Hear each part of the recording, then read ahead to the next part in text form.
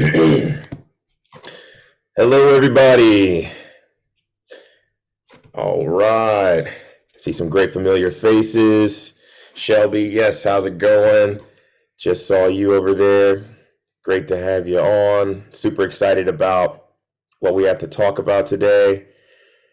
All right, and just so everybody knows, we are recording this because in with all of these meetings that we have, there's always folks that can make it on and join in live and in person, but there's tons more folks that we want to make sure get this message and get all the information they need. So basically, this is something that we wanted to put on and give really important updates on and do something kind of quick because there's been some very there's been some things that have happened very quickly, and we need to make sure people understand what this is, understand what this means, and what we need to all do as a community to make sure that we keep our short-term rentals in legality. So I'm going to go ahead and start just jumping into things. I'll give some more time for others to get in, but I appreciate you guys showing up, and I want to give you guys the details. We have a lot of great news, and really looking forward to sharing this. And real quick, I mean, I know he's going to hate me for doing this, but I'm going to have to shout out somebody who's been down for the cause and has seen what we've done. Specifically, STR Hero has done. Nationwide over I think the last 2 years is how long we've known each other. But Noble Crawford, I got to give him a shout out. Big shout out to Noble. He was at the last meeting, and we had a great lunch about what all is going on, and really this was something where I kind of telegraphed what would be happening here. It's not something that I wish would have happened, but we knew that things would get to this point if we, if we leave things untended. So this is a great time for us to all be here, and if we work together and really get this stuff done, which I think we'll definitely be able to do, then we shouldn't have any issues with keeping short-term rentals in play in Dallas. So I will go ahead and quickly introduce myself, and I want to then pass it to some other folks that I'm really happy to have on the call. So if you don't know who I am, my name's Theron Lewis. I am one of the founders of Sharing Dallas, which is the organization that is here to, to just plainly and simply stop this ban. That's the biggest thing. We want to protect the livelihoods and communities of everybody in Dallas, especially the short-term rental hosts and owners. And that's what we're here to do. And my main brand, or we'll say, the global brand, is STR Hero. And what we do is we help cities just like Dallas stop these bad regulations and protect the livelihoods of these business owners. And so it's just really, really great that we have been completely successful. We've never lost a fight. And we have a great strategy that really works worldwide. Just to give a quick aside, I'm actually talking to you guys from the Gold Coast in Australia, because there's many cities that are having the same issues that you guys are having, Dallas, and it's the same solution. So really happy to say that we've been so successful, and what that means is we're passing that success on to Dallas. With you guys supporting and with the great updates that I have to share with you right now, all we have to do is stay committed, and we'll get this done. I really am completely certain. I'm not one that speaks in certainties of, okay, we're absolutely going to get this thing pulled and have this in place, because that's just not how this works. That's not, even though we've always been successful, that's just not how policy works. So I wouldn't jump on the limb and say that, but I'm telling you guys, from my experience, this is something that we can knock out of the park. So I really appreciate you guys being on this call. And yeah, with that, I want to give one, I'd say this is the most important thing that I really wanted to say, because, this is not something where, like, Dallas has had allies for a long time, and it's really great that now I have a great announcement that we're all joining forces. And what I mean to really explain is that the Dallas STRA, which has been fighting this fight for years and really supporting the community, is working with us, and we're teaming up to get this thing done for you guys. And that's really, really great news. We're all working in lockstep and just bringing the community together. And with that, I wanted to pass the floor to Shelby Fletcher, the founder of the Dallas STRA and one of the lead board members. So I just, I'm going to stop talking because I can talk all day. Shelby, yeah. And Shelby knows this now too. We had a great conversation about a couple of weeks ago in person. And so I'm going to pass to you, Shelby. The floor is all yours. Really happy for you to be on. Yeah. Hi, guys. Hi, everybody. Thank you for having me. Like Theron said, my name is Shelby Fletcher, and I am the president of the Dallas Short-Term Rental Alliance, the DSTRA. And we were founded in 2019 as a community intended to join all of the short-term rental stakeholders in our city, including, hosts, owners, cleaners, handymen, small local businesses, and the neighbors to our STRs. Since our inception, we've kept a close eye on the city's regulation process, all the way from the beginning. And that includes us participating in all 3 task forces on short-term rentals that our city has assembled. And that process, as you know, has dragged on for over 2 years now. And leaders have been really reticent to take any real action on the issue. Honestly, I think that's how we ended up in ZOAC, because it was another option to kind of kick the can down the road, defer some decision making. And so in order to positively affect change, the DSTRA has focused on outreach to the city and showcasing all of the cultural and economic benefits that we bring to Dallas. And we have helped showcase, the best that we have to offer. So we are so excited that Theron and Sharing Dallas have landed in our city, and we are working hand in hand with them to maximize our community's impact on this regulatory process. We are working in tandem to tackle both the legal and lobbyist arm of this fight. And as things heat up at the city, we are showing our strength by presenting this united and organized front. So we at the DSTRA have a history and knowledge of this process, and Sharing Dallas has the experience of impacting STR regulation in other cities. So together we are going to do great things. So I again want to say thank you to Theron and Sharing Dallas for putting this event on, for joining our fight, for galvanizing everyone around this cause. We are so happy you're here, and we're so happy to be working together. And I want to thank everyone who is in attendance for being engaged in this effort. It will take all of us to make a difference. And this is the first step. So thank you. Woo!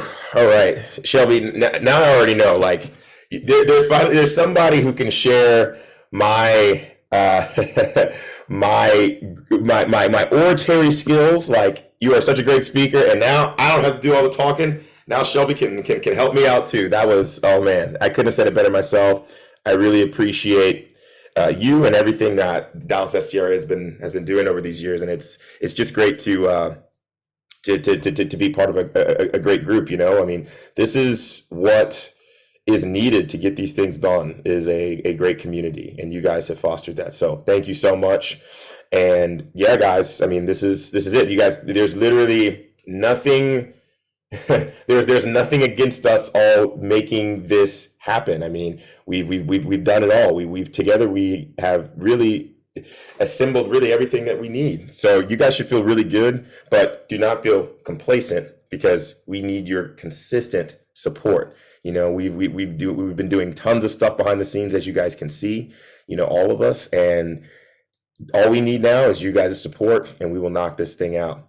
So I want to go ahead and pass the floor to Mike, who is one of the board members on Sharing Dallas. And Mike came to the party just a little late, but he came right on time. That's literally Mike right there. He's always there when you need him. Mike called some really great plays in the background recently, and I got some updates that, well, I think Mike will be really happy about these updates, and you guys will be too. This is something that just really happened right before this call. Just got some really good stuff on the lobbyist front. But long story short, Mike, the floor is all yours. If you wanted to say anything, you can go right ahead. Yes, good evening, everyone.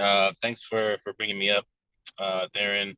It sounded like you're actually about to start singing a song with that word choice you had there. But Oh man, uh, I yeah, I definitely appreciate wasn't. that. That ain't one of my skills, unfortunately. Everybody will log off the call if I do that. No, I appreciate the you teeing up the intro.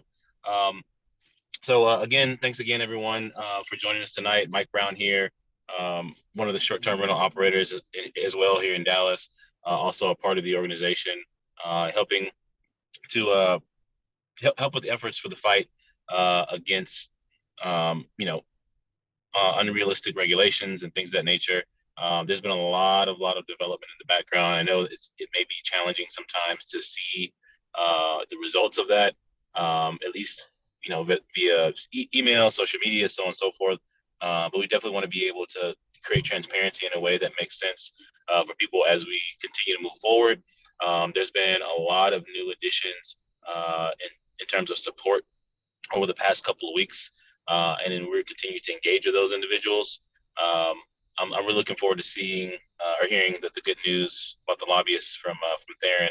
I wasn't able to catch up with him right before the call, um, but yeah, I'm a host. I'm an operator, just like many of you that may be on the call, and so I understand the impact that this can have on our businesses, on our livelihood, and things of that nature. So it's glad to see the support of you all here as well. I will encourage you all. I know that people have very busy lives. People are trying to run businesses. People have families. People have kids, so on and so forth. But highly encourage you all to share with individuals, um, and because people support people at the end of the day. And so I definitely want people to kind of have that individual approach as you share, what we're doing, uh, and getting more folks involved, and supporting, financially if they can. If they can't, then there's other ways that they can help support as well. So I'll shut up and turn it back over to you, Theron. But I appreciate you giving me the stage. Hey, no, you could have kept going, Mike. You could have kept going. So many gems being dropped there, and I think what you're saying is really how most of the community feels. That's really what it's all about, and we want to be able to fill those gaps whenever possible, and just keep you guys in the loop on this stuff. Because as you guys understand, especially if you guys are seeing some of the stuff that we've already put out, things can change quickly. So this is really important that we get to update you guys. And yeah, really excited to jump into that stuff. So, all right, well, you know what? With that said, let's go into the updates, like just straight up what's going on the policy side, and then what we've been doing to combat that. And I think that'll really cover a lot. And then we'll go into a Q&A session for anybody who has any specific questions. We really want to get those answered. And even and within that, we're going to be talking about the ways that you guys can help us. I want to start with what's been going on first to give you guys all of the details that are necessary, and then we'll go into how you guys can help, because I think that'll make much more sense. So to start off, I want to say, where is this bill? Where is the status of this bill? What's going on with our short-term rentals? I'm sure everybody's like, okay, where do we stand? Are we at risk of being banned, and when? So to basically state that and then go into the details, yes, you guys are at risk of being banned, and this could be happening before the end of the year. This is something that would, if passed, ban 70% or more of short-term rentals, which means, you guys can do the numbers on that. Very likely you would be the ones that are banned too if you're doing short-term rentals, under 30 days. So where all that flows in, or I should say where the details come in there, is the reason why this has been moved up, and this could be something that gets, you guys could be banned before the end of the year, is because zoning, in the last meeting they had about, I want to say 2 weeks ago from now, passed or excuse me, recommended the bill that was proposed. And I'm going to share my screen to give you guys a little more context here, because this is what they were really going into. And let's see.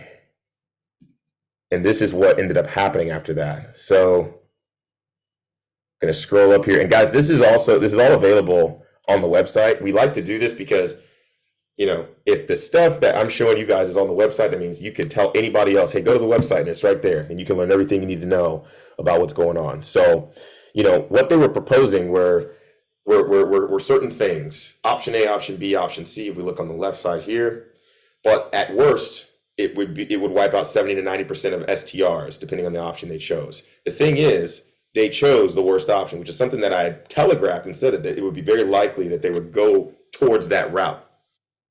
What ZOAC did was they recommended a bill that would basically restrict short-term rentals to only commercial zones, specific commercial zones. And that means anybody in residential neighborhoods, basically the properties that make up about 70% of the industry or more would be taken out of the picture. They would be banned. And that is what they ended up moving forward and recommending. So the way that process works is zoning recommended it. So now it is out of zoning. It is out of the zoning committee. It's out of ZOAC. Now it moves to the planning commission, CPC. If the planning commission recommends this, which, given this momentum, I want to really make it clear, this is the first time that it's been recommended in zoning. This is something where things apparently got, talked about back and forth for a long time. And the fact that it moved forward means that you guys' position without, our help is eroding in city government. If that gets recommended in the planning committee, and the first planning committee meeting where this could be brought up and could be officially recommended is on the 18th. That's the first meeting that it could be brought up. Then it gets moved to council.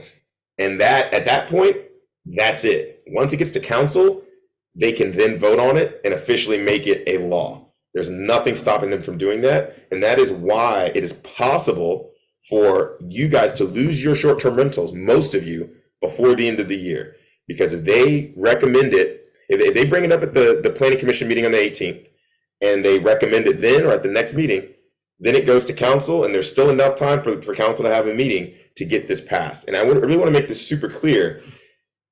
Though this is not guaranteed to happen, I want you guys to know, in my experience, in my team's experience, this is how they try to get this stuff passed.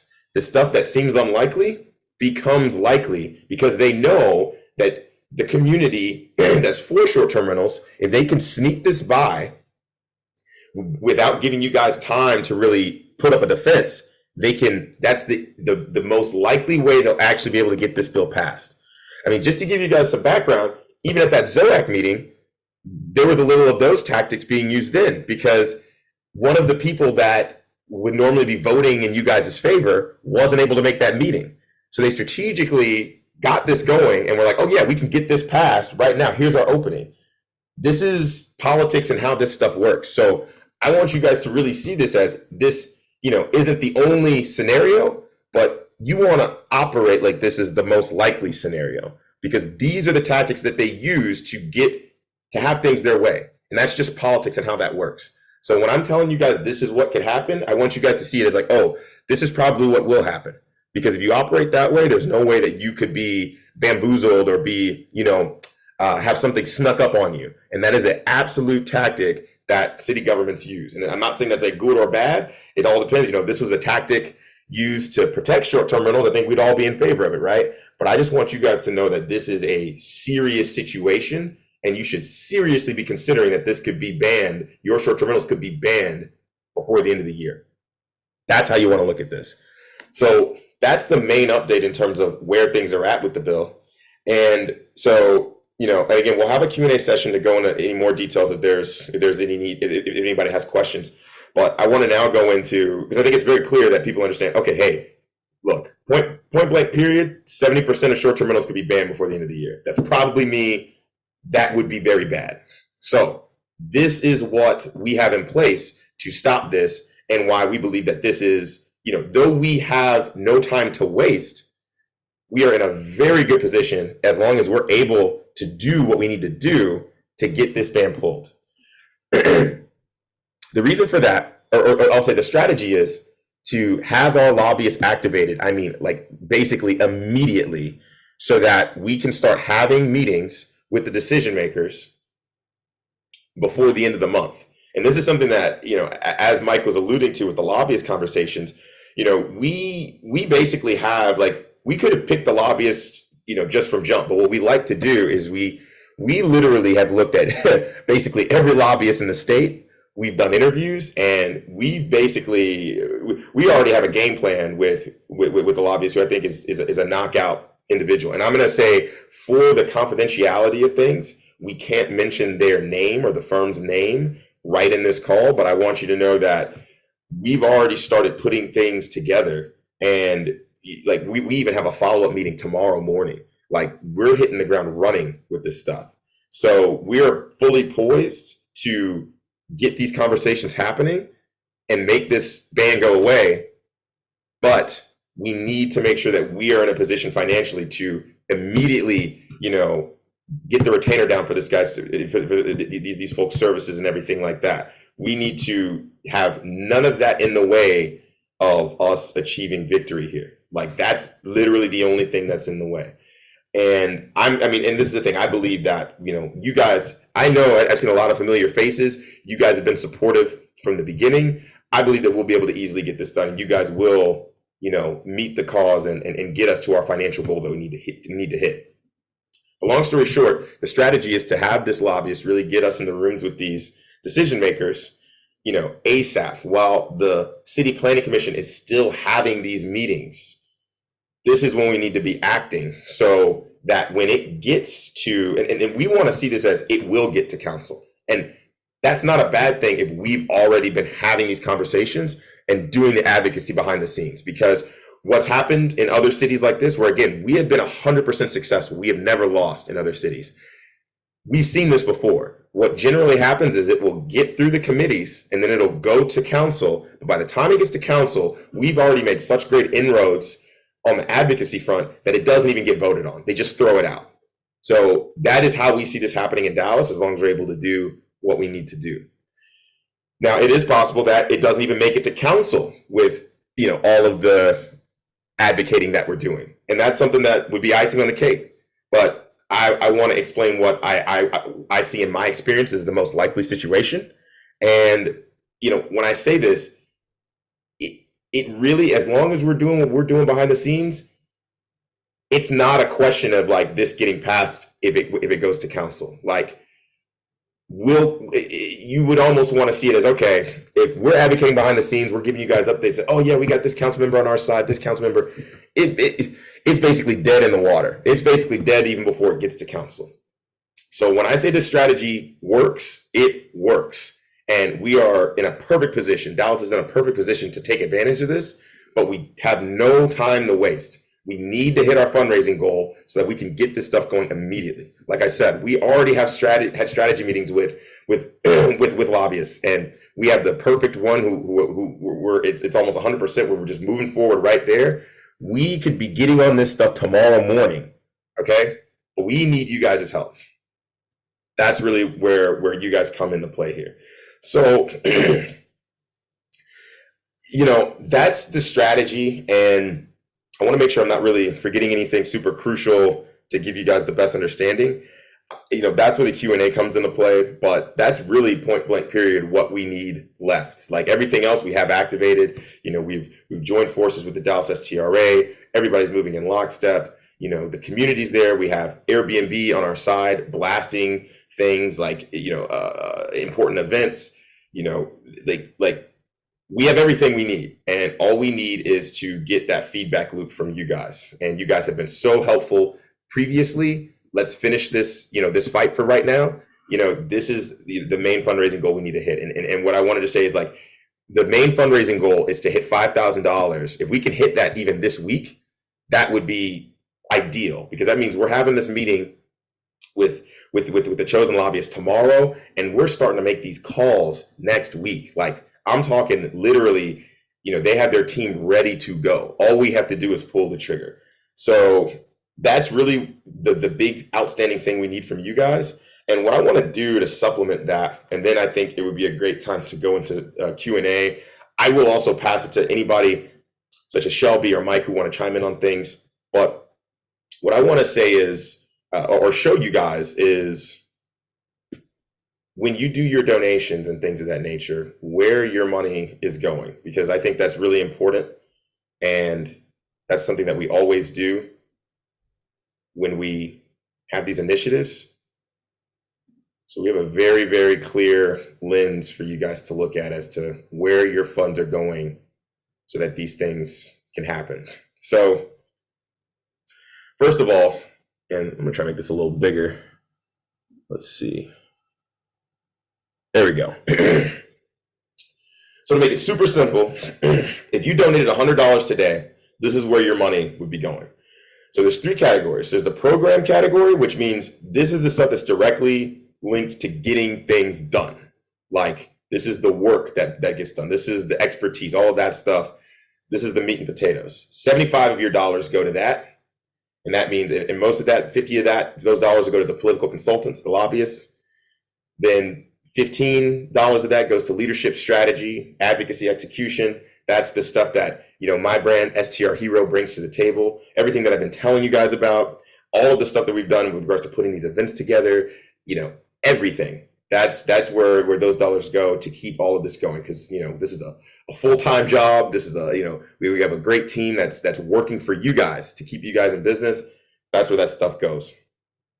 Things needed to coordinate meetings with city council members, consultants, and hosts, $5. Travel expenses, $5 for when I had to, like going into important meetings where travel needs to happen, where I have to show up in person, things like that.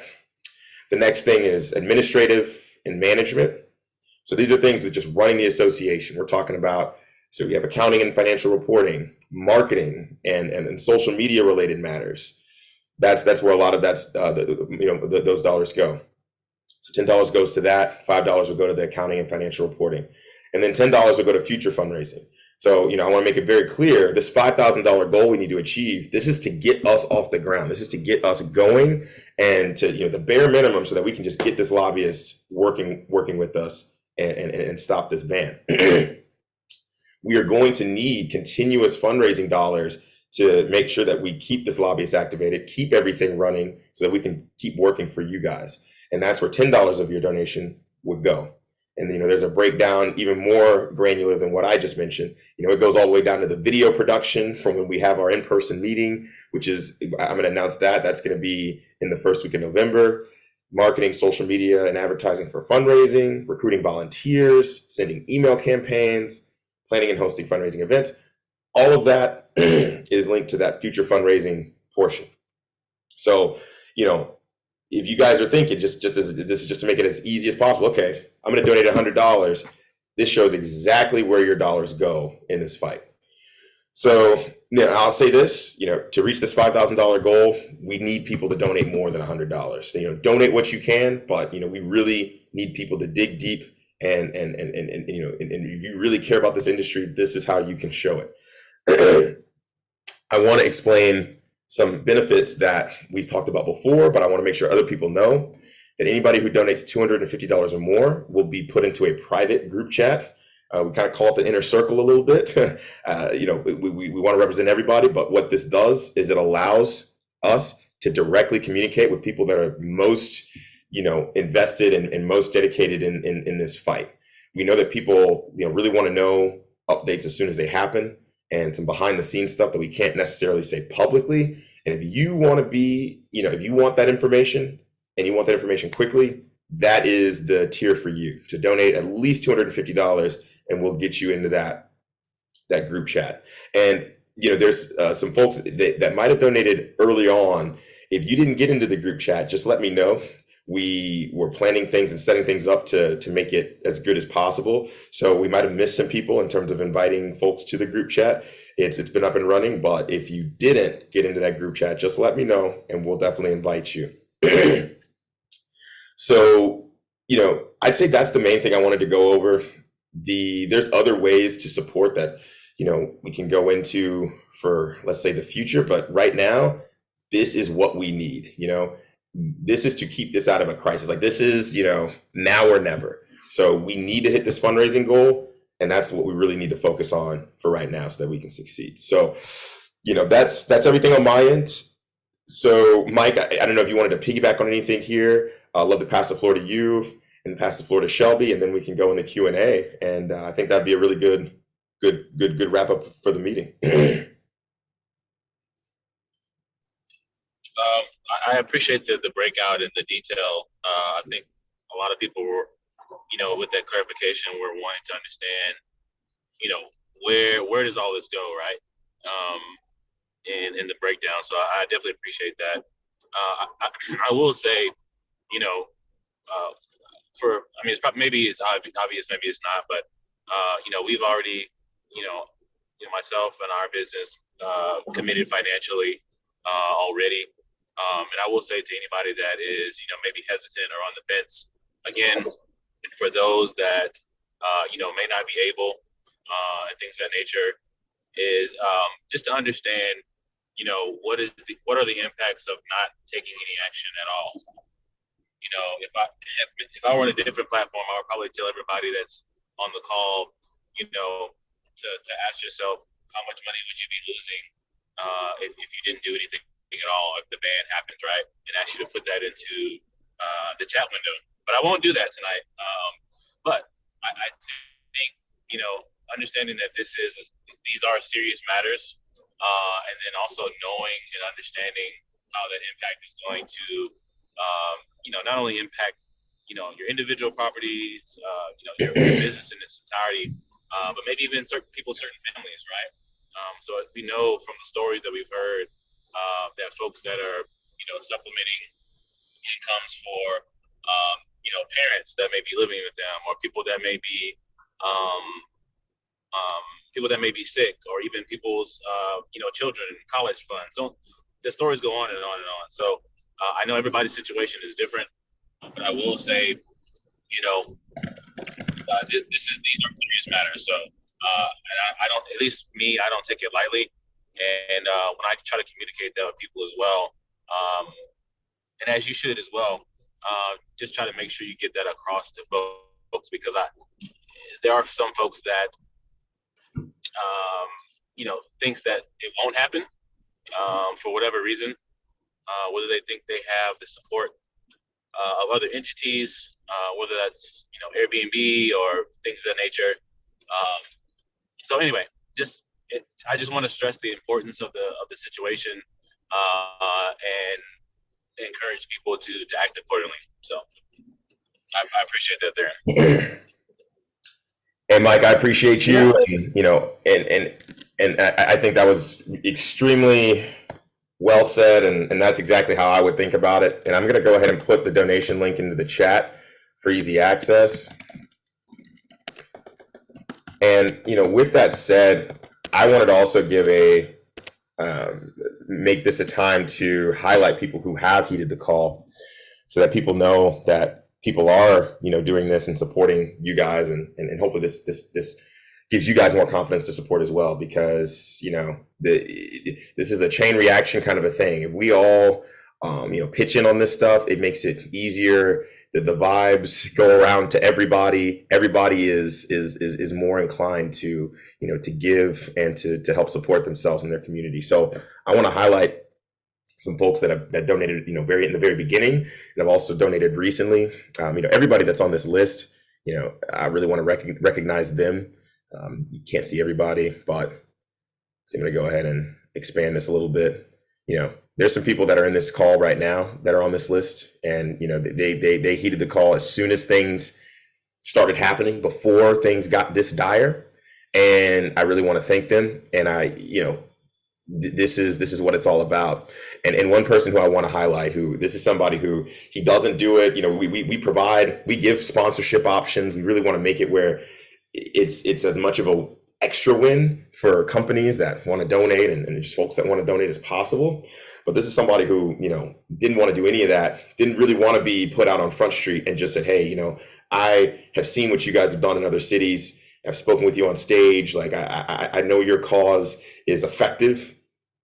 and just and I want to go ahead and and donate. Don't really tell anybody, but here's the donation dollars, or you can tell people, but I don't want to. I'm not doing this to get publication for my business or anything like that. I'm just going to donate anonymously, and I don't need any of the benefits of sponsorship. And that individual's name is Noble Crawford, and I just really want to give him a big thank you.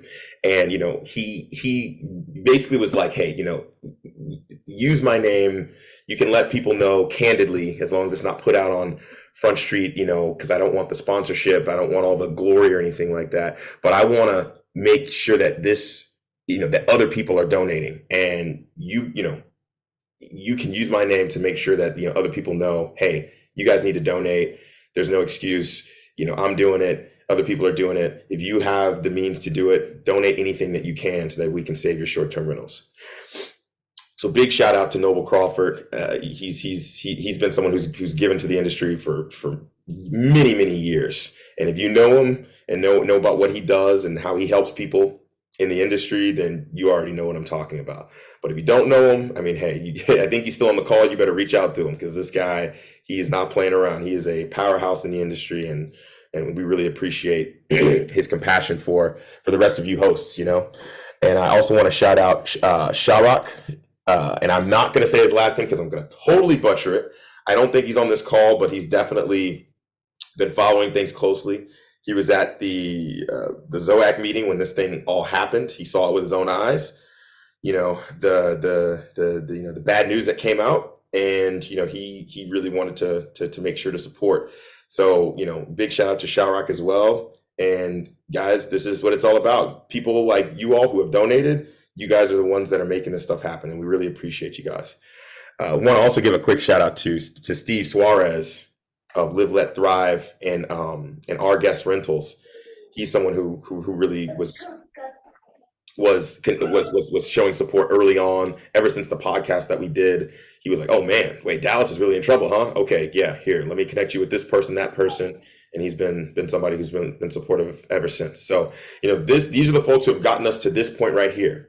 We just need to get $5,000 more so that we can make this stuff happen with the lobbyists and activate everything that we need to activate. So these are the folks who have taken it this far.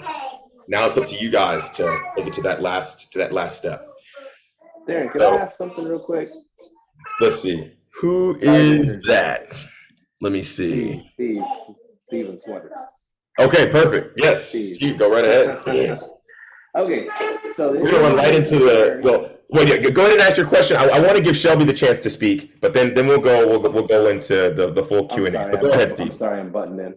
I guess the biggest issue I'm seeing, I've donated this, a lot of us have donated, that's great. But I hear a lot of big players in this industry saying that multifamily is not going to get banned. And I keep hearing that. And I'm like, and so to me, that's keeping them from getting involved and donating stuff like that. Is there a way we can be more, clear that multifamily is in danger in this? So the big players will finally get involved and start doing something? Steve, I think that's a fantastic question. And I have an absolute answer for you on that. Yes, and we're working on things on that front as well. And this is really the biggest part of why you need great associations like Dallas STRA, sharing Dallas, and the people who have done this before, like folks like myself and people in STR Hero, because you get to really clear out the misinformation. And it's a constant thing. That's what we're here to do. So what we have planned already, this is one of the things right here, right, is talking about the facts and really setting the record straight officially so that people are getting information from the source. And what we've already done is we've compiled a list of almost all of the big operators to really directly reach out to them and let them know what the facts are. Because what happens in all of these fights is there's a ton of misinformation. And I'm telling you right now, a lot of places that have gotten banned were banned because misinformation spread, where people thought, oh, I don't have to worry about it. It's going to be okay for this reason, for that reason. And then all of a sudden, bam, it's voted on before, and it's passed before they can even fight back. And so that's what we're here to stop. Absolutely, Shelby. This is a perfect time. Floor is all yours. Okay, thanks. So that was a great question from you, Stephen, about multifamily owners and kind of the deeper pockets and their involvement. So I think at the last ZOAC meeting, there was a change in verbiage that ZOAC voted to send to CPC that, per my understanding, would ban STRs in any multifamily residential zone. However, because ZOAC hasn't put that out in writing yet, per my knowledge, I'm not exactly clear on what is moving forward and what all of that means. However, one thing I have observed throughout these past couple of years is that these bigger, deeper pocketed multifamily, large, like enterprise scale operators have more of a go it alone, lone wolf mentality, to where they are engaging their own counsel and kind of just like I said, going the lone wolf way. And one thing that is difficult is outreach and dispelling those myths, right?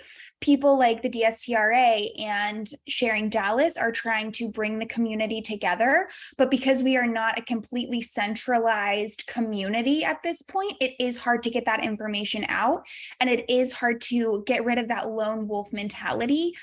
So, you know, we are a group of 17 here. I welcome all ideas, and I also think maybe Theron has experience drawing out those deeper pockets. But, you know, drop it in the chat if you know someone, if you have an idea. We're all ears, you know, we're here for fresh takes. So I just wanted to share the history I have seen and what I see as the current understanding that a multifamily owner could have of the regulation that could be moving forward.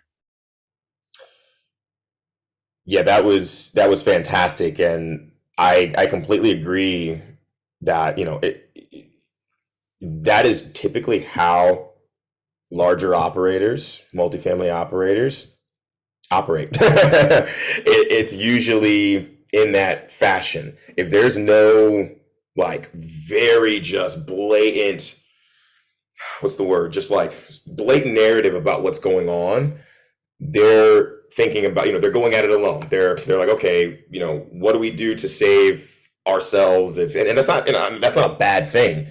They're just thinking from that business mindset of like, okay, what can I control? You know, I know about what, you know, my realm is, right? And how do I protect my realm? That's what they have to do as large business owners. It's a big deal, right?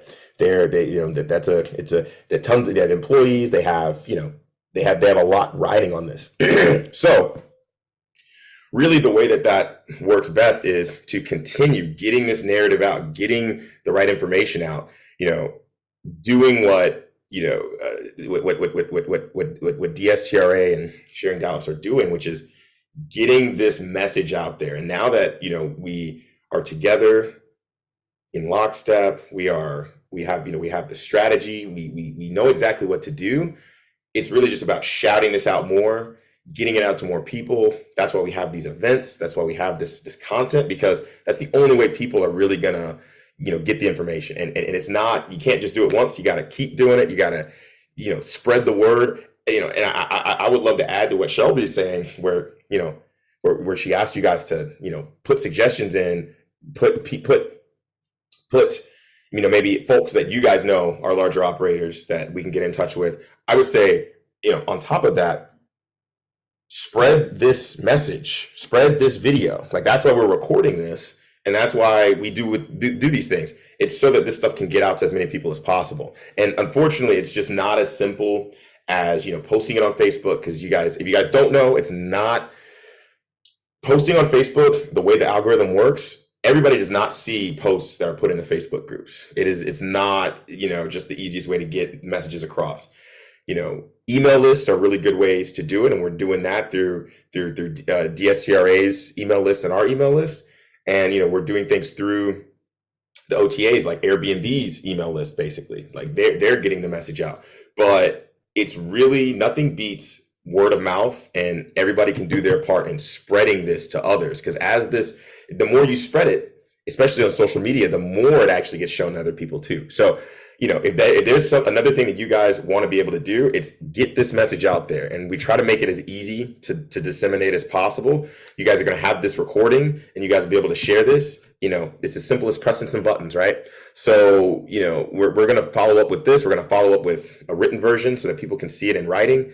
But it's all about spreading that message. And that's how we keep the misinformation out of there and keep everybody in line. So that's our plan. And we have tons of experience doing that. It's always something that has to be done because, again, because this stuff can be so confusing and so much stuff happens behind the scenes, there's so much information that's spread that's hearsay. It's people giving their best go at it, their best assumption. And officials can get this stuff wrong. You could ask somebody who you think maybe they're an attorney and they think, you think that they might really know what's going on. They can get this stuff wrong. So you really have to get this stuff from the source. You have to, like the stuff that we told you guys was directly from the ZOAC meeting, interpreted by, consultants that were actually there.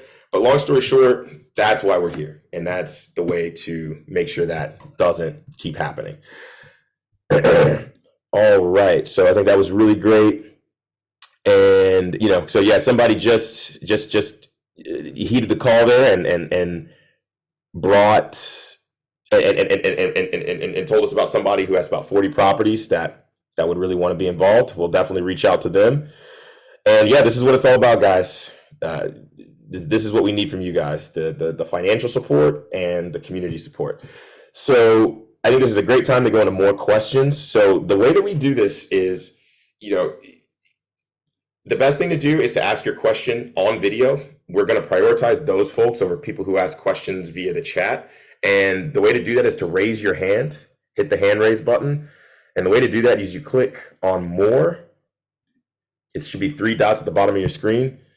And then now I can't see it anymore.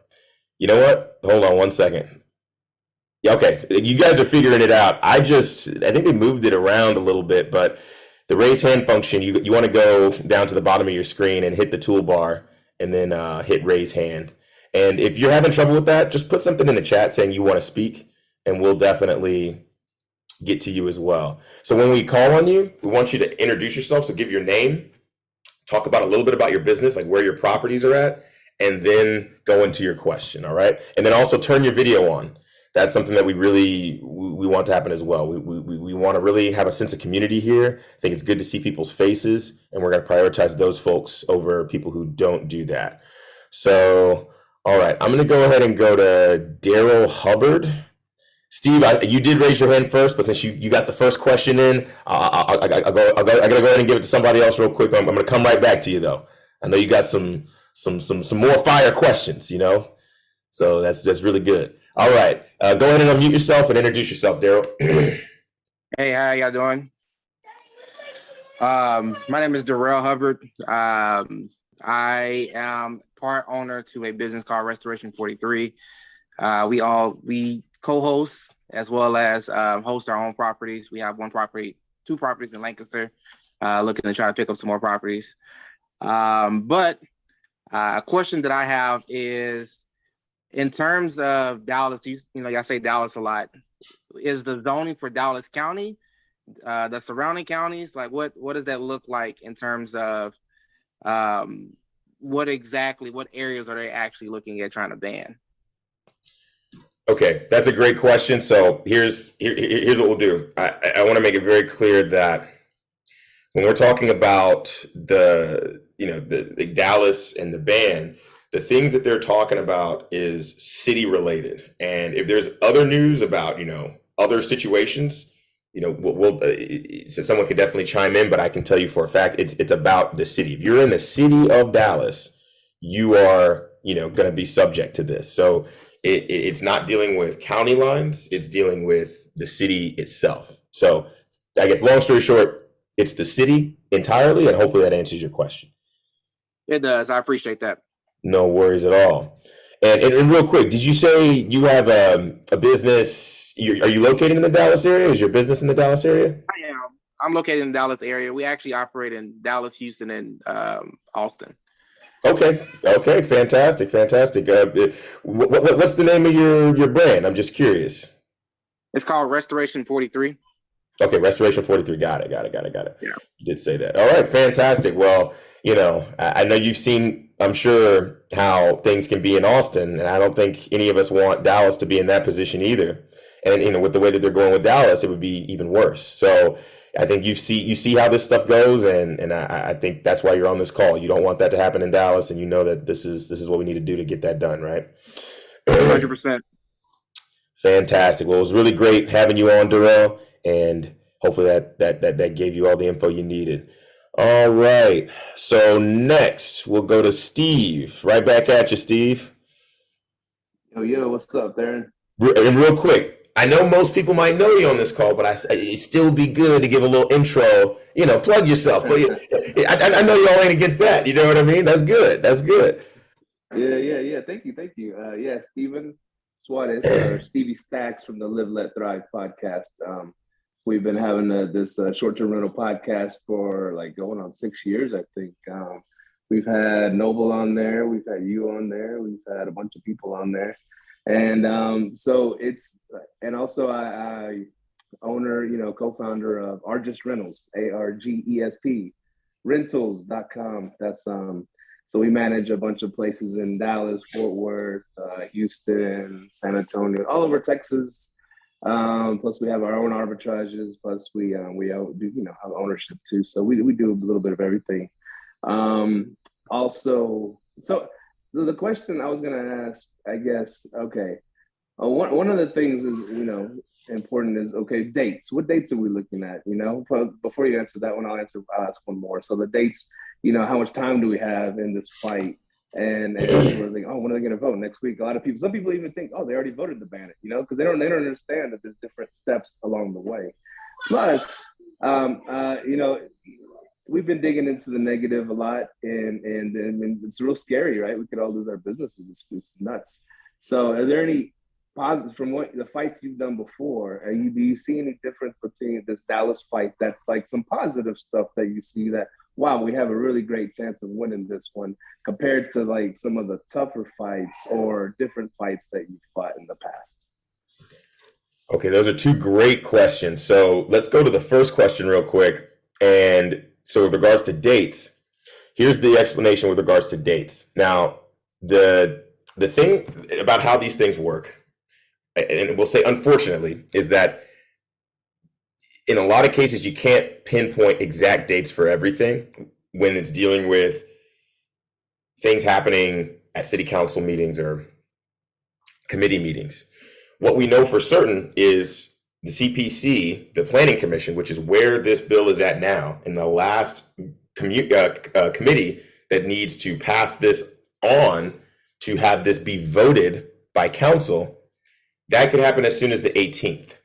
So, and I want to make it very clear, that doesn't mean that this bill could be passed as soon as the 18th. That means that this is when this bill could be discussed. It could be on the docket for the CPC meeting, and technically they could vote on passing it in that meeting. Now, it's not 100%, but that is the possibility. So that is the exact date. That is an exact date that we have right now. And the way that these things go is, we look at the schedule for city council meetings and committee meetings. Right now, we're really looking at the committee meetings. That's really where it matters right now. And as you get closer to these meetings, you get to see if they're actually going to put your issue on the agenda or not. So at this point, we don't know for certain if they're going to put STRs on the agenda for the 18th. And unfortunately, the way that this can work is it could be the day before they put it on the agenda, or maybe a couple days before. They could last minute, the day of, say, you know what, we're not going to cover this on the agenda today. We're going to do something different. Or, you know what, we're actually going to throw this on the agenda, and we just decided to do that today. That is, and I know it's really annoying to say the least, but that is how these things work. And this is nationwide. This happens all over. And these are one of the tactics that they can use to try and, sneak things by, which is why we always have to be vigilant and be looking at these agendas, looking at these updates, so that we can let you guys know, okay, hey, they're officially going to be talking about this. We need you guys to sign up to speak tomorrow. Or, last minute, hey, okay, they took it off the bill, or they not the bill, they took it off of the agenda. So hold your fire. We're gonna wait and and when we need to regroup for the next meeting. These are all the things that we're here to help you guys with. That's why you guys need, need great communities like what's been put together with Dallas STRA and Sharing Dallas. It's this stuff just happens so it changes so frequently. You need a group to let people know ASAP. So hopefully that answers that question. And well, I guess just to cap things off though, I mean, I don't remember the exact date that council goes on recess, but this being passed and like the worst case scenario happening would be council having the meeting and voting on this before they go on recess for the holidays. So, that's something that would be nice to have if this gets pushed longer than that. But again, we do not want to use that as a crutch. Like, that is how people end up losing, because they know they're thinking the same thing. They're like, oh, they have their guard down right now. Okay, let's really push this through while nobody's looking. But just to give you kind of like a timeline there, it would have to be voted on before they go on recess, which I want to say is close to, if it's not December, it's like late November, but I have to double check on those things. But again, with regards to specific dates, we know more of that stuff as they start being developed, and we'll keep updating you guys on specific dates on when things are happening. So the second question that you had, and actually, I'm trying to remember the full scope of that question. It was a really good one. Could you say it real quick one more time, and then I'll answer it. I guess just with all the negative stuff we're hearing, we're all scared to death. I got it. Positive stuff that you see in this fight. So yeah, I'm really happy to answer this because I want to make it super clear that in my experience, all of this is positive. Like, I know that the cause of us all being here is negative, right? Like, oh, they just moved this through to the next step. We have even less time before this ban could wipe most of us out. But what I really want to emphasize here is the scenario is very, very positive. I'll even bring it back to the first victory that we had in Detroit. This is very similar to what happened in Detroit. It was the same situation that we operated under, and it's going through the committees. They're passing it through. Everybody looks like it's looking like we're not going to make it, right? But we're doing the stuff behind the scenes. We were able to raise the money. We were able to get the lobbyists hired. We were able to start having these conversations while they're doing this stuff in the committee meetings. And then once it got to council, didn't even get off the ground because we had made so much change right then that it was not the same sentiments that they had when they introduced this bill, way before. So when I say that this is all a positive situation, as long as we're supported and able to do what we're doing, guys, we're in a really good position. And I really want to make sure that that's clear. We're brought here because we need to act fast. It's like, think about it like this. It's like you're trying to run and get to the elevator. Let's say you won the lottery and I don't know, you're about to win $1 million and you got to go. You got to go to the top floor of this building and get your ticket before it closes. The elevator's open. You all you got to do is run into the elevator and you get to achieve victory. But that door is closing. So if we wait any longer, all of that benefit will be gone because there just wouldn't be enough time to do what we need to do before they vote on it in the city council meeting. So this is all positive. This is like the things that are happening, meaning like the way that things are set up are very positive. And, I want you guys to understand, like, it could be much worse, but the problem is it will be bad and worse if we don't act now. It could be much worse in the fact that, like Philadelphia, you guys could have already had a bill being passed, and now you have to deal with, trying to make sure it doesn't get enforced so you don't get banned. And even though you're making a bunch of inroads, you have to then go through the whole process of getting a law amended. This is something that's being proposed and it's not a law yet. So it's so much easier to get this thrown out than if it was already passed. And that's what a lot of cities are having issues with. We're talking about Atlanta. We're talking about Oahu in Hawaii. Like, they're dealing with those issues. Okay. And there's still hope for them. So you guys are in a really good position. So I hope this, you take that good feeling and, channel that into giving and supporting the cause so that we can make this a reality for you guys. So hopefully that answers your question, Steve. And I gotta say, you're undefeated with the great questions. Keep them coming. I'm serious. I think we're gonna turn this into an FAQ sheet, all right? And we're just gonna send that out to folks, and it'll be like the credits for the questions. Like 90% of them are gonna be Steve's questions. So there you go, Steve. Great having you on. All right, Elijah, go ahead and introduce yourself and ask us your question. Okay, can everyone hear me? I can hear you. I think we're all good. Awesome. What's up, everyone? So my name is Elijah. I have an online business where I make the majority of my money. I kind of started getting into short-term rentals as a little experiment. Last year, I have 2 apartment units doing a rental arbitrage. I told myself I'd do it for a year, and if I found results favorable, then I'd actually dive into the business pretty strong. Well, this month, as in the month of October, I'm in my full year, and I like the business. I'm going to stay in it, and then this stuff pops up. So you can imagine, like, what the hell? But my question was, so let's say we do all the stuff that you're talking about, and we successfully manage to stave off this ban. Is this the same strategy that will stop a future ban from being introduced in the future? And does that require ongoing effort on our part to keep that from happening? That's a fantastic question. And as usual, I've been talking a lot. So what I want to do is I want to pass the floor to Mike, and then also give the chance for Shelby to answer as well if she wanted to chime in, because I think they both understand, at least the basis of, like, hey, what the answer to your question is. So I'll pass the floor over to Mike, and we'll go from there. That's a perfect pass right there, Theron. Oh man, so that's Magic Johnson. A really good, it's a really good question. It's probably something that a lot of people don't think about, especially in this stage of the game.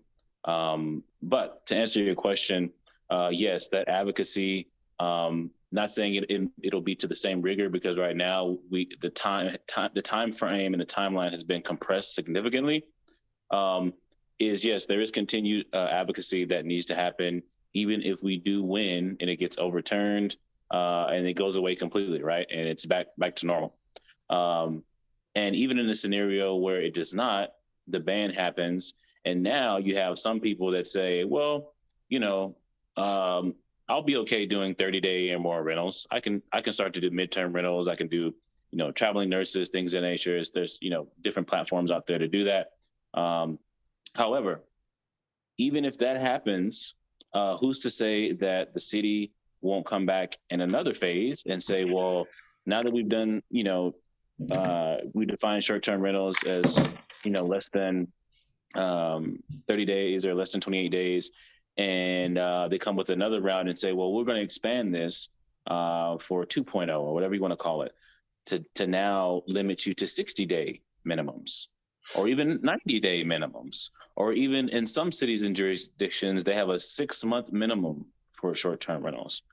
And this has happened to cities across the nation. So, in many cases, you can almost describe it as you give them, we're not giving away anything, but you give them an inch and then they take a mile kind of scenario. And so you really want to be in a position to where you're staying in front of them. You have that advocacy and you have those efforts.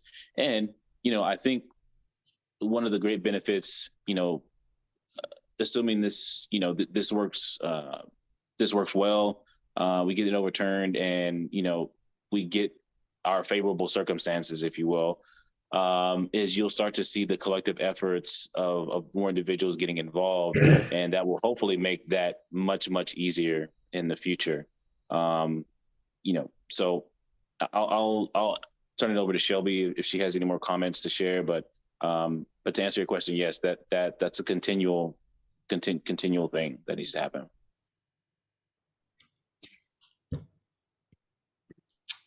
Fantastic.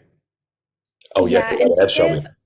to give a bit of a technical answer on that, if the city were to implement a registration process for short-term rentals conferring upon certain residentially zoned properties the right to rent their property as short-term rentals, it would be hard to take it away once they did that.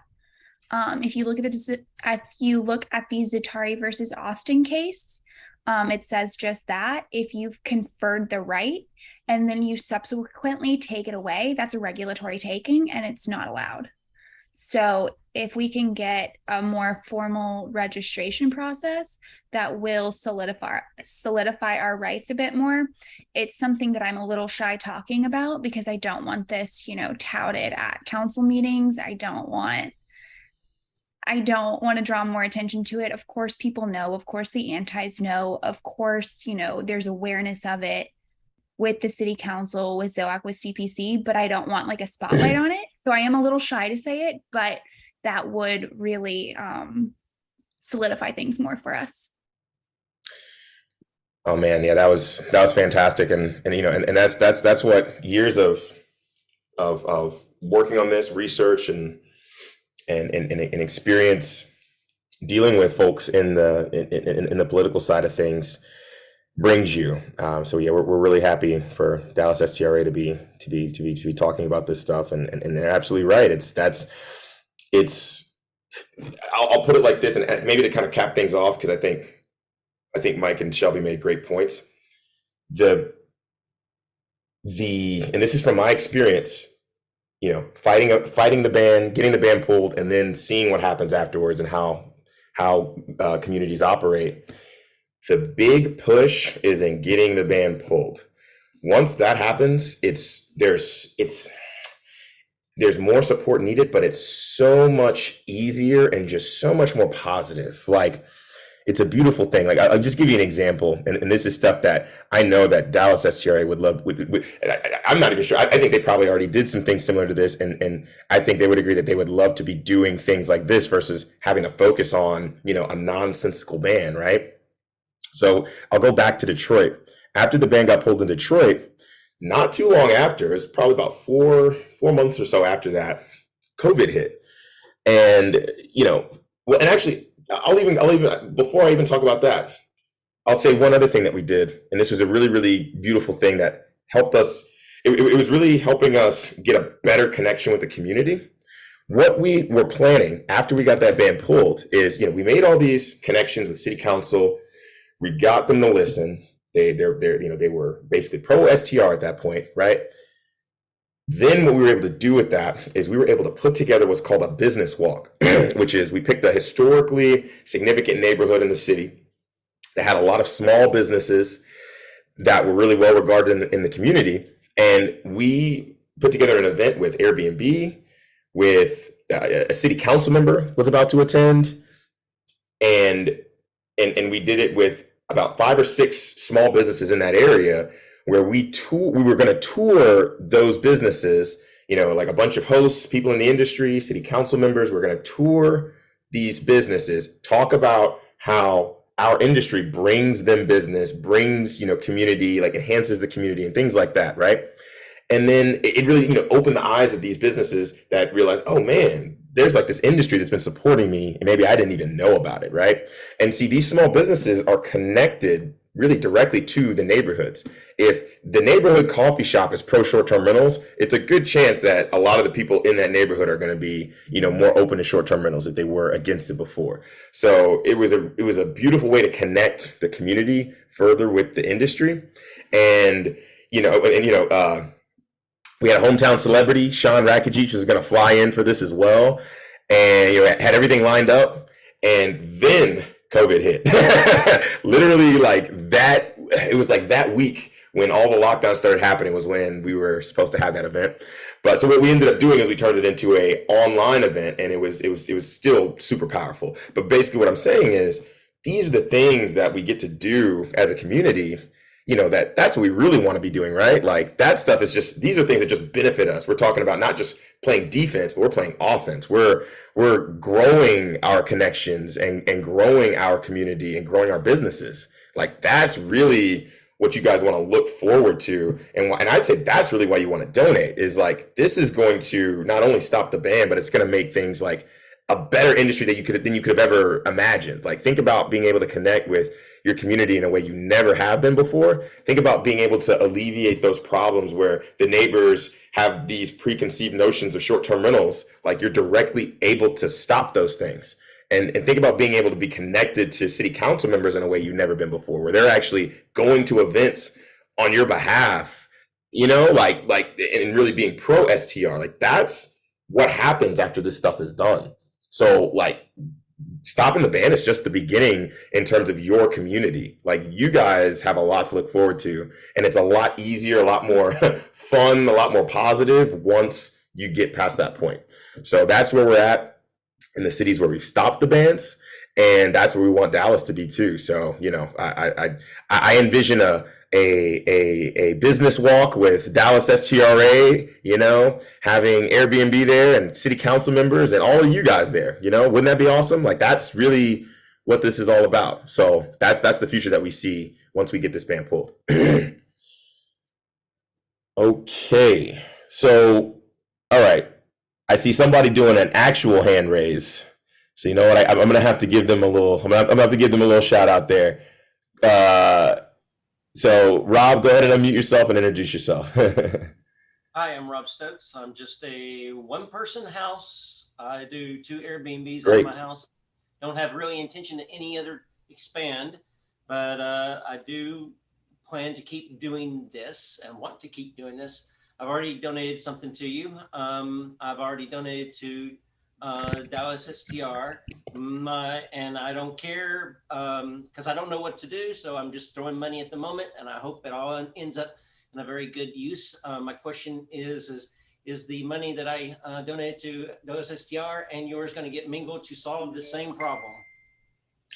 All right. So you know what? I mean, absolutely. This is a question that should be answered from both folks. Both communities, and like on this end, I would say the long story short of it is yes, but that does not mean that they're all being pooled together in the same pot or things like that. They're being managed differently, but we are working in lockstep, and basically, and what I mean by that is, the strategy, the things we've all been talking about, we're working on together. So it's not something where one leg is going this way and then another leg is going that way.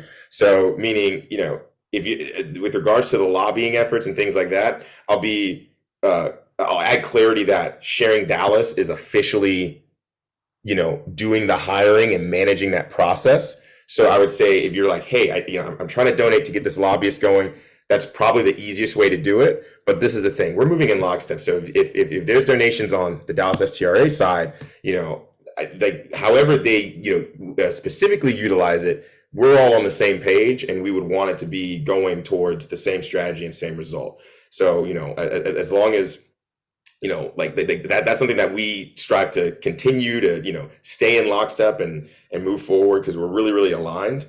So I'd say that's the best way to answer that question. It's yes, and then but there's details just on the, I guess we'll say, accounting sides, just because it's two different organizations. But again, we're teaming up to help everybody. Shelby, I'd love to pass the floor to you, and maybe you can add even more context to that. Absolutely. So we are 2 separate organizations working in tandem as a team, showing the city our might as two. Like, look how many STR stakeholders, look how many interested people there are in Dallas. We can sustain 2 great involved organizations. As far as the finances go, the DSTRA, when you donate to us, we are using those funds for legal. So we are engaging an attorney who has relationships at city council and who can push us forward on that front. They can tell our council members their legal floor, how things would realistically play out if they were to pass a ban, and why that wouldn't be a good idea for them. And then that's like our branch of it. And then we've got Sharing Dallas, who's taking care of the exclusively lobbying part. So, you know, those people who have experience positively affecting change for their other clients. So we are working in tandem, but we are using our funds in two separate ways. However, I will say with the policy wonks I've talked to, with the people who have experience, it has been explained to me that these are both necessary branches of our success. So one isn't more important than the other, but we do need both. And both organizations are in constant communication, making sure we're moving in lockstep. Does that answer your question, Rob? I think so. Yeah, that's what I wanted to know. Okay. Everybody's pointing in the same direction. I'm not sure I got the answer that that the money I donated over to STR and donated here is going to be going to the same pot, but I really don't care because I don't have any control of it after I've given it up. Right. So it doesn't matter.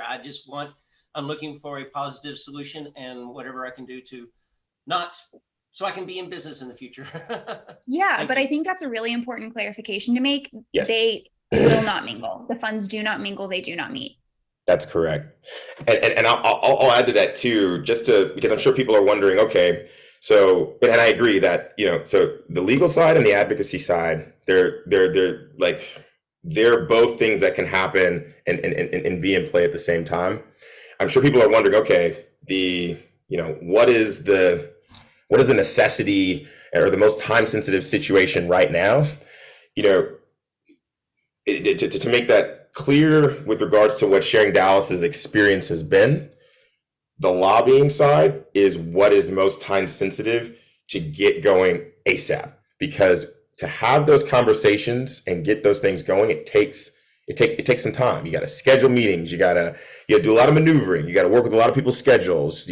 That is crucial right now. So what Sharing Dallas is focusing on is the advocacy side first, in terms of, hey, we need to raise this money to get this going. So if you want to do, if you're saying, hey, I want these dollars to go to the advocacy and I want these dollars to go to the legal, Shelby has lined it up perfectly. So if you're trying to do that, donate to Sharing Dallas to get the advocacy part going, and we would not be the ones to go to for the legal side. So if you want to say, hey, okay, yeah, here, I want to put these funds over for the legal side of things, absolutely make sure to donate directly to Dallas STRA, because they're handling those things. Oh, and yes, so I'm going to have to jump. So I did want to let everyone know in the chat, I have included the link to our private Dallas STRA Facebook group. I think, so our group in total is over 800, almost 1,000 members actually, but the Facebook group is around 400 members. And it's a really great forum for everyone to hop in and get up-to-date information, have discussions, and we would love for you guys to join us there, and we'll approve you quickly. Just so we can all stay on the same page, stay informed. I'll see you there. I'll see you in the Sharing Dallas group. And I really appreciate everyone turning up and showing interest. Thank you so much. And thank you so much, Theron and Sharing Dallas, for putting this on. It's been great to be here. Shelby, it has been great for you to be here. And yeah, I want to echo that. Guys, you know, if you're joined to Sharing Dallas, you guys need to do the same thing. Join the D-Strip private Facebook, and we all need to stay connected. So that's something that we definitely recommend as well. And that will make sure you guys have everything you need. You guys aren't missing any piece of, information coming in, and we can collectively make this happen. So yeah. I'm gonna make a comment that I'm about to cruise too. As I said, I'm the one guy I've donated. I don't know what the solution is. But if all these other people, these names on these videos, these names on these videos, when you look at their Sharing Dallas donate list, only one other name pops up here that is given today. So I give a few. I'm just going to say, throw some money somewhere, because who knows? We may not be in business. At least I'm scared. My little house won't be in business in 4 months, or I will have to be going against the law, waiting for that letter to come in the mail that says, hey, you are in violation anyway. So, all right, y'all have a good day. Thank you very much. And I hope this succeeds. Rob, I want to thank you as well, and you brought up a great point because I was going to actually segue into announcing the donors who've donated so far. So a big shout out to Rob, who just spoke and said really great words. I couldn't have said it better myself. And Will Wakefield as well. Thank you so much for your $250 donation, and Rob for your $250 donation. We're going to get you guys into that private group as well, guys. These donations are going directly to the advocacy, which is absolutely necessary to get this done. This is the key that has allowed us to succeed in the other fights that we've been completely successful in which we have not lost nationwide. And again, we're trying to reach a $5,000 additional goal, so raise $5,000 so we can get this going immediately. I'm going to put the donation link in the chat again. If you scroll up, you should be able to see it, but I'm going to make sure you guys do have it. And that's the biggest way that you guys can help keep your short-term rentals in business right now. So that is definitely important, and I hope that's extremely clear and there isn't any level of confusion. Just put it in the chat again. So we're gonna keep the floor open for a couple more questions, and then we'll go ahead and close out.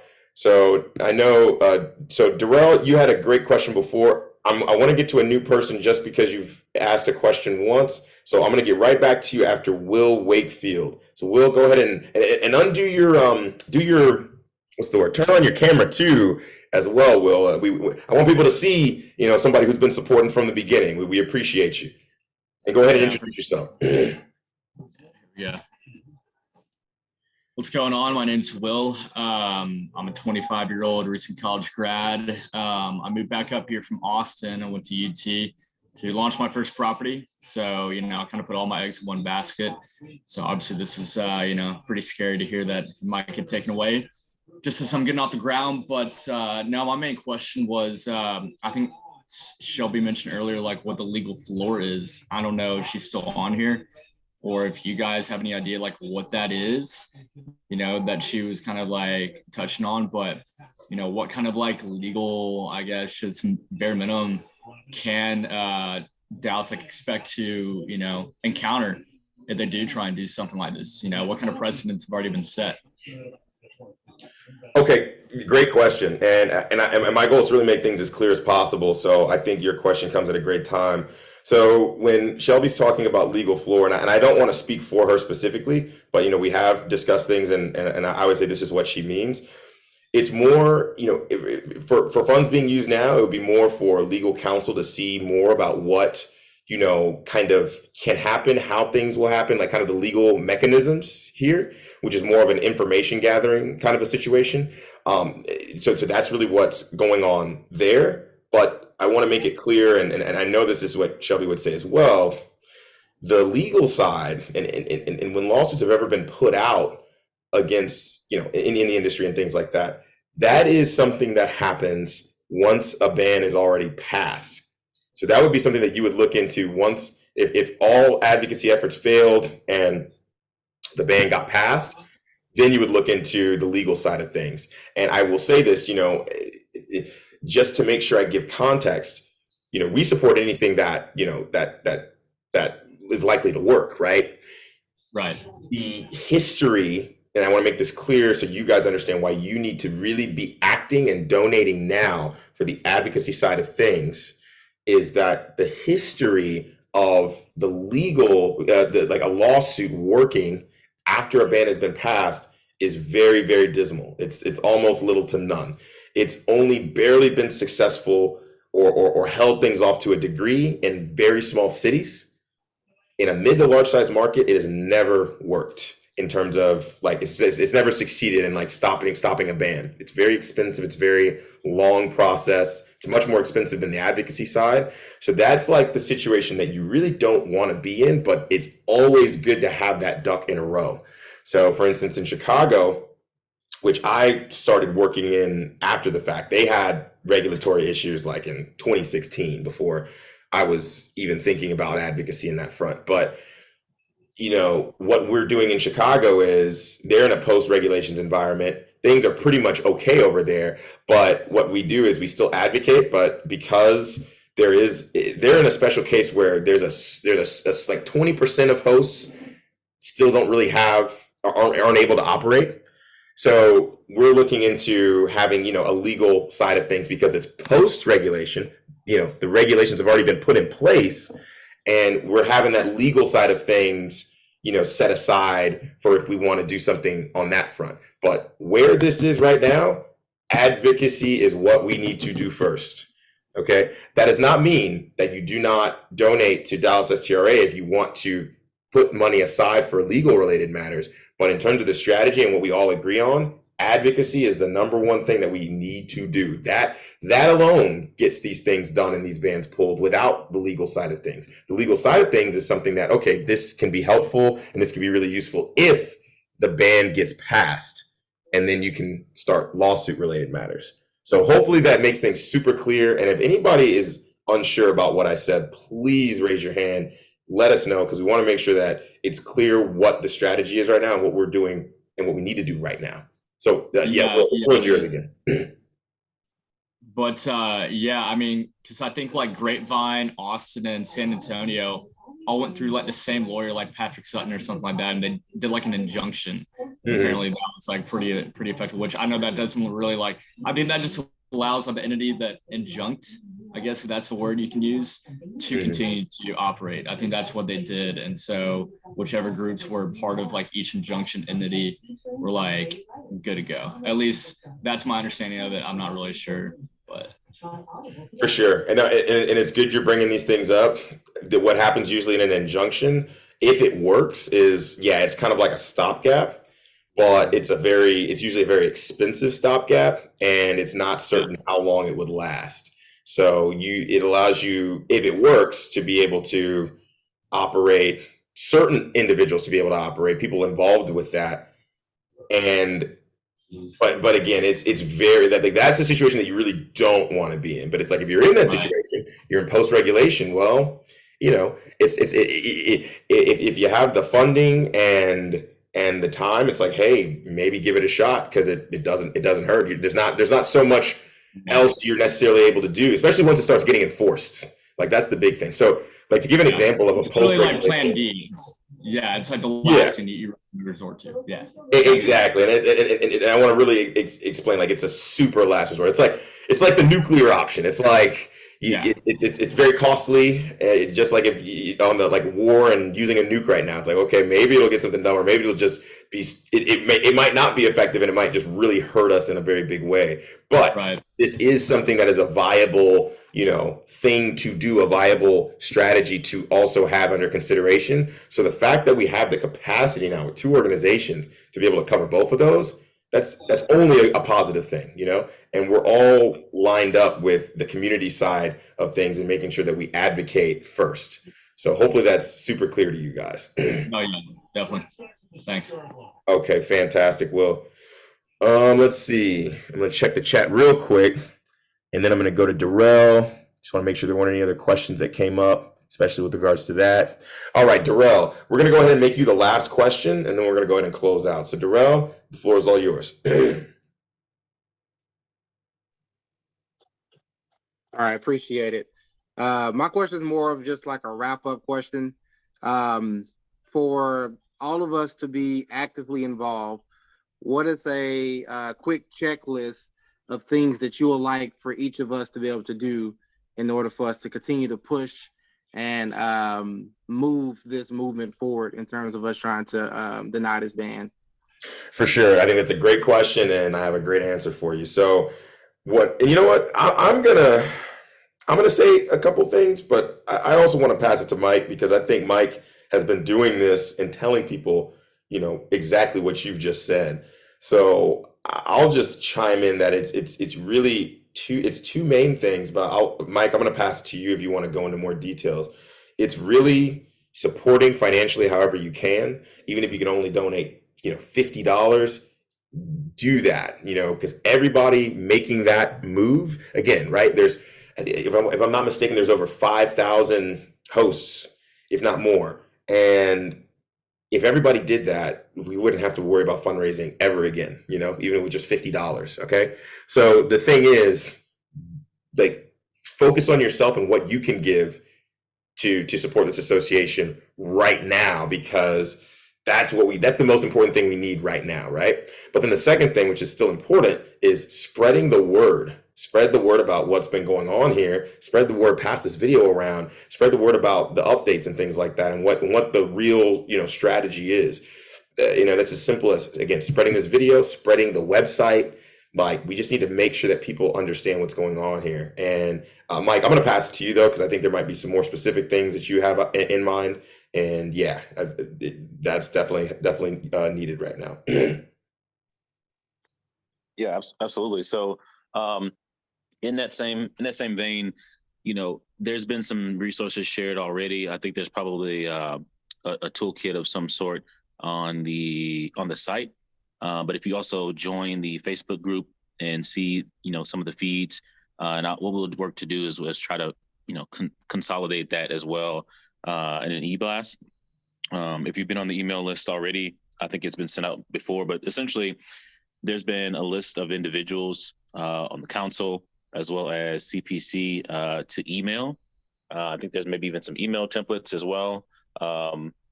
You can do that. You can also write letters. That's highly encouraged. But ultimately, at the end of the day, because of the reasons that Theron mentioned earlier, and I think Shelby said as well, there's only so much that can be done, even from a large organization in terms of doing just general blast into the public, right? Because it can be only seen by so many eyes. People also, miss emails. They get stuck in spam for whatever reason. Maybe you get blocked on spam messages from Facebook if you send it too many times, or some other social media platform. So for those individuals that that are in your network locally, because maybe you went to a meetup, or maybe you connected with someone else on social media and you've had some conversations with them, reach out to that individual, or reach out to the individual or that person individually. Whether it's a text message, which is usually the best if you have their phone number. But if it's a message on social media, hey, that's great too. You'd be surprised how well that resonates with people, as opposed to, maybe tagging someone, so on and so forth. So that individual focus is key, because we want to be able to, be able to share the passion that you have for being able to invest and advocate and be involved in the efforts, because you wouldn't be on the call if you weren't, right? But we want them to be able to be brought into the fold as well, to be able to help support the efforts so that our numbers can continue to grow. So that would be that. Excuse me. Those are kind of my recommendations. Again, if you need that list, those email templates and things of that nature, those can be provided. But you definitely want to tap into the Facebook groups that we have for Dallas STRA, as well as Sharing Dallas, to be able to, one, be informed, and then also bring others into the fold. So. Absolutely. That was Awesome. No, that covered everything. I have one more. So Right another thing that a lot of people discount, and someone somewhat alluded to it earlier, is it's just not us being affected, right? It's our vendors, it's our suppliers, it's our cleaners, it's our handyman, our AC folks, our plumbers, those restaurants, things of that nature. So those individuals, especially if they are currently working for you and they're contracted, or you work with them on a frequent basis, reach out to those individuals and let them know what's going on, because I'll tell you, probably more than 90% of them don't know that it's going on, just because there's such a large number of people that are just operators and hosts that don't know it's going on either. So I'd be surprised if they knew, but it will impact their business as well, especially for those that started businesses around this whole industry and business model, right? And so, getting them engaged, asking them to donate as well, and understand, and letting them understand the stakes. What's at stake. So that's another player, another angle as well that you can get folks involved in. Absolutely. Yeah, don't just think about your fellow hosts. I mean, when we say spread the word, it's really spreading the word to everybody. I mean, this could be something that resonates to any person in the city. There's people that in past efforts. They, you know, spread the word to everybody on their Facebook list, like all their Facebook friends. I mean, you never know who really resonates with this, who is directly empowered by the industry. And it's really just, and even then, it's, again, this is a issue for the city, not just an issue for our industry. You know, there's a lot at stake here, and even if people don't know it, there's a lot at stake for folks who aren't even directly tied to the industry, and this is going to really shape things for the city for, you know, decades to come. It really is. So, yeah, I think those are great suggestions, and if you guys have any questions on that, if you guys need a recap, like, okay, how do I support? How do I, you know, be the best advocate I can be? We'll definitely follow up with that. I can already say there's been some great things that we've already discussed, that we are going to be bringing out a FAQ sheet, because there's, you know, we do this from time to time anyways, but we're going to really get a robust one together for you guys, because there's just a lot of questions that, you know, we've answered that have been asked before, which is normal and natural. And that's how we get things, you know, shared with people. And I think that'll help clear up a lot of things just at a glance. People can look at that and they can automatically know what the facts are, right? So we're going to get that over to you. And if you guys, you know, need ways to support, need recaps or anything, just reach out to us. You guys should all be on our email list. If not, sign up for the sharingdallas.org email list. You just go to sharingdallas.org. It should pop up automatically, but there should be a button that says sign up to our email list. And you can email myself at theron@sharingdallas.org. There's also support@sharingdallas.org. And just those two alone, like, if you send emails there, we're going to get to you, you know, and that's where, you know, that's what we're here for, to help you guys out and make sure that we're, you know, helping the community and providing the answers to your questions. All right. And then Federico just said he shared it to his cleaners and they're eager to support and share to the other clients. Yeah, that's what it's all about. You know, other people in the industry besides the host, they understand what would happen if this got shut out, you know, if the industry got shut out of the city. So I'm sure they'll be happy to support if you guys share this with them and other people on your team. Really important. So fantastic, guys. I really appreciate you guys. You guys really represent, you know, what the community values. You know, you guys coming on these calls, taking the time out of your day, that really shows that you guys care. And just for that alone, we thank you guys. And we also thank everybody who's donated once again. I want to shout out, you know, Will, Wakefield, and Rob. We're going to add you guys to the private group. And, you know, if the call to action isn't over, of course, definitely, if you haven't donated yet, take the time to really, you know, sort things out, do some soul searching. And I hope you find it in your heart to donate to not only help yourself, but help the rest of the industry. We're all better as a result of that if we do that. So thanks again, everybody. Looking forward to updating you guys and giving you guys great news. Thank you, Darrell. I appreciate you planning on donating. If there's anything you have questions on, feel free to reach out. And again, if you donate over $250, we'll get you in that private chat so that you guys can get direct information behind the scenes as soon as that comes up. So yeah, definitely you're one of us, Darrell. So I'm not surprised that you would want to do that. You clearly have your mind and heart in the right place when it comes to advocacy. So thanks a lot, you guys, and I'll talk to y'all later. Looking forward to big success for Dallas. Thanks again.